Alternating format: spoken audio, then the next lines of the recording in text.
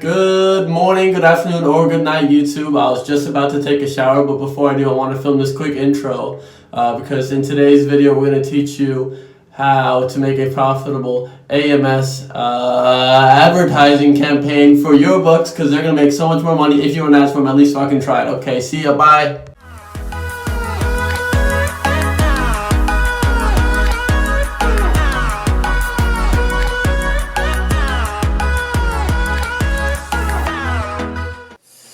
Alright guys, we're back with another Kindle publishing video. In this one I want to teach you guys how to create the most profitable AMS ad campaigns, and I truly believe this is going to be one of the best videos you're ever going to watch, especially if you have a lot of books, and especially if you've never used AMS ad campaigns before.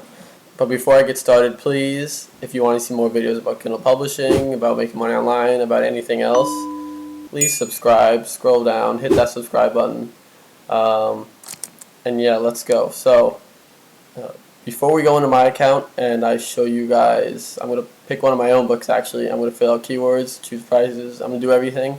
Before we do that, I just want to say a few words about the whole thing so that you kind of know that beforehand. So first things first, not all AMS ad campaigns will be profitable. Yeah, that's true. I'm thinking maybe for me over half still, but some don't make money, and it kind of just works that way.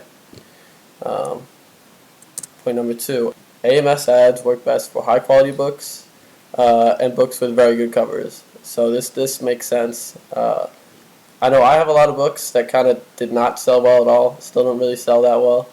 They're really good books with extremely good covers, but for some reason they didn't rank the way I kind of hoped.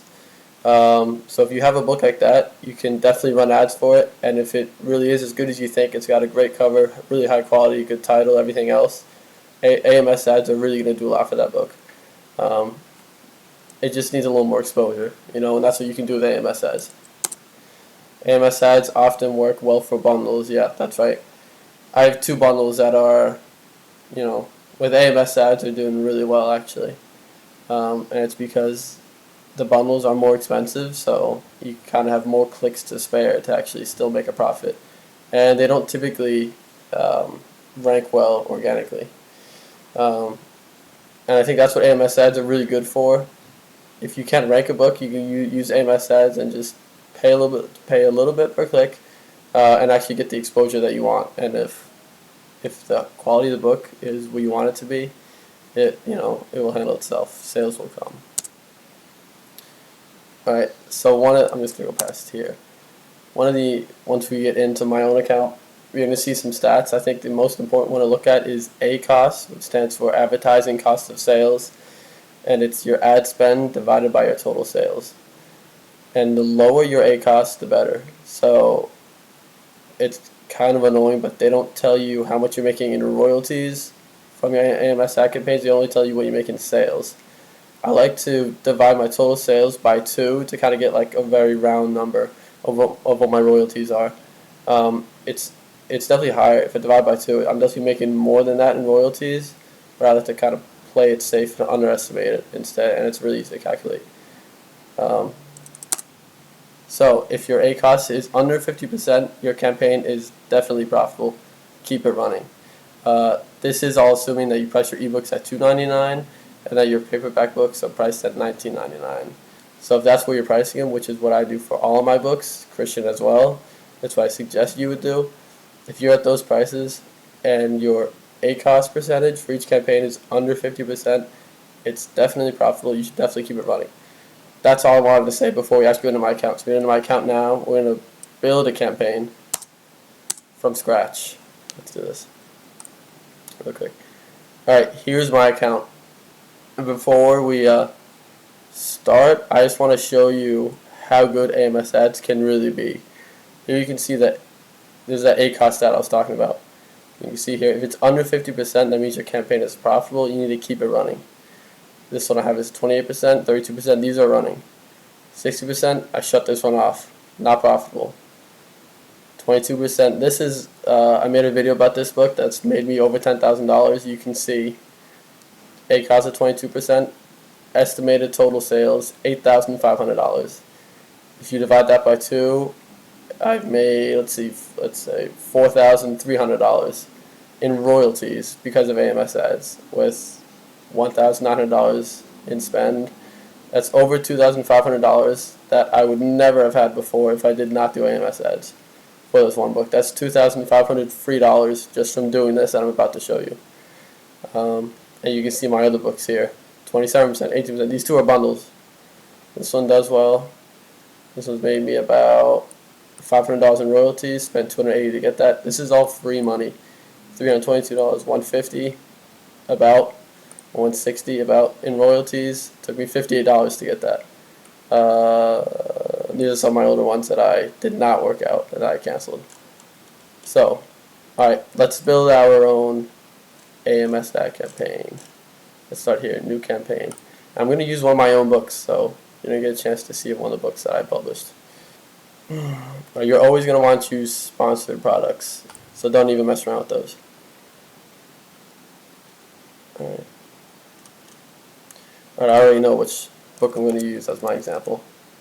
This is a Spanish book. It's one of the first books I ever published, back in March 2017-ish.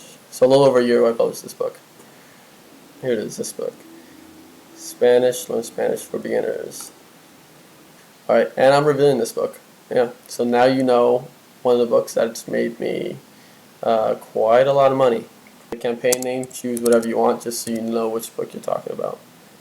Alright, for the average daily budget, I always start with $5, and I just do that. Spend the $5, then you know it's $5 a day, then you know you're not gonna all of a sudden spend $200 in a week and you didn't even realize it. So start with $5 a day. Run campaign continuously starting today, yes. Select targeting type. Always do manual targeting. So here we go. Select the default cost per click. Bid for suggested keywords. I always start with 25 cents. It's what they suggest, and it's worked so far, so I'm just keeping doing 25 cents. Amazon does come up with some suggested keywords. I think these are actually pretty good. So even though I'm choosing 25 cents per click, I typically spend around 15 cents. That's just kind of how it works. But you're never going to spend more than 25 cents in a single click. And in the future, if you feel like you're not getting enough clicks, you can always raise the cost per click to maybe 40 cents is what I would kind of step it up to as the next level. That way you're going to get more clicks, and it could still, that could give your book more exposure if that's what it needs. Alright, so when you're choosing these keywords, you're going to want to, do not choose very vague keywords. For example, just Spanish or language book. Your book's going to come up, they might click on it, and they're never going to buy it. You're just wasting money at that point. So always choose very specific keywords.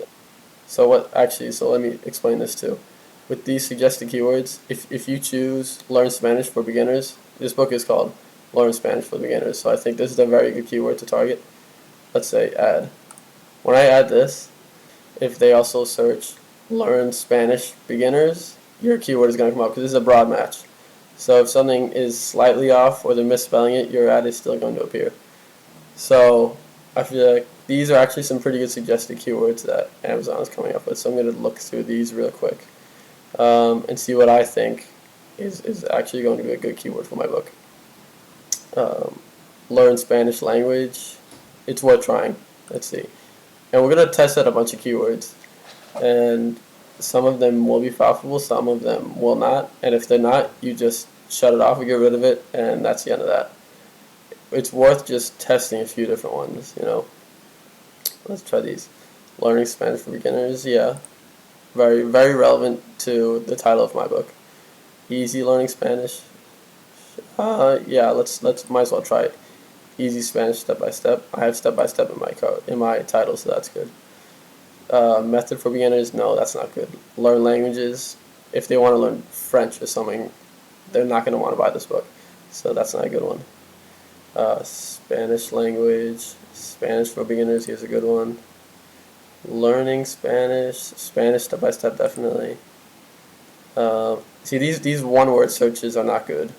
They're way too vague. If someone searches today, I don't know why today is coming. If they search today, and that's just a waste of a click there. So let's see. Learning Spanish, a little vague, but I'll still try it. Because if there's a lot of searches for it, it could still be worth it. Let's actually go with a few more.